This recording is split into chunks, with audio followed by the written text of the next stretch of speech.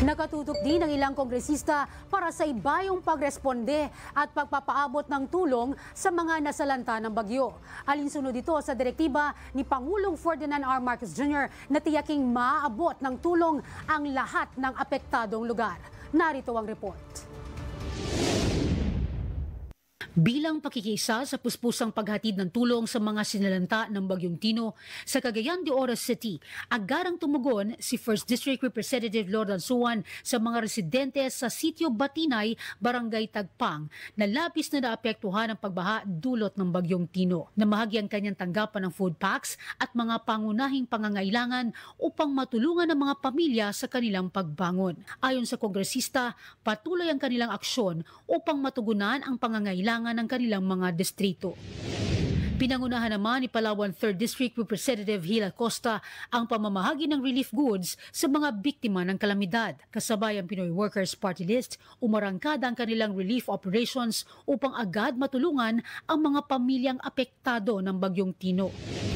Nagkasa naman ang relief operations ang Tingog Party List sa mga biktima ng bagyo sa Tacloban City.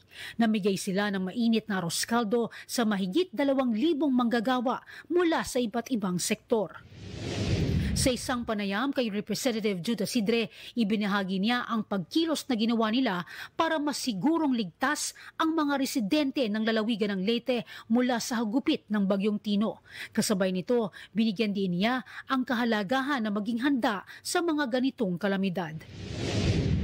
I think it's good to make sure that we are better prepared, and also that people are well informed, and we hope that government would be able to work with also our LGUs. The national government will work with our LGUs in making sure that communities are ready. Mababatid na isa ang lalawigan ng Leyte sa unang tinamaan ng landfall ng Bagyong Tino na nagdala ng malakas na hangin at ulan na nagdulot ng pagkatumba ng mga poste at puno, pati na rin ang pagkawasak ng mga tahanan.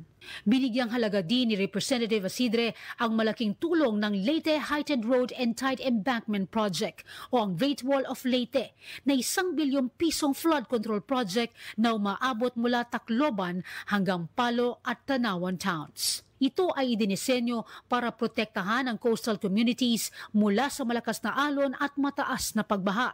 Bago ito, naging agaran din ang tulong ng Tingog Party List kasama si Leyte 1st District Representative Martin Romualdez sa mga pamilyang nasalanta ng bagyo sa Baybay Tacloban at Silago, Southern Leyte. Naipamahagi ang halos 4,000 kilo ng bigas, noodles, biskwit, kape, bottled water at canned goods. Ayon pa kay Asidre, naghahanda na rin sila dahil sa paparating na bagyong uwan. Sa katunayan nga ay nakikipag-ugnayan na rin sila sa kanilang partners hinggil dito. Nauna sa mga balitang totoo at laging bago, Zai Chua, Alauna sa Balita, Congress TV.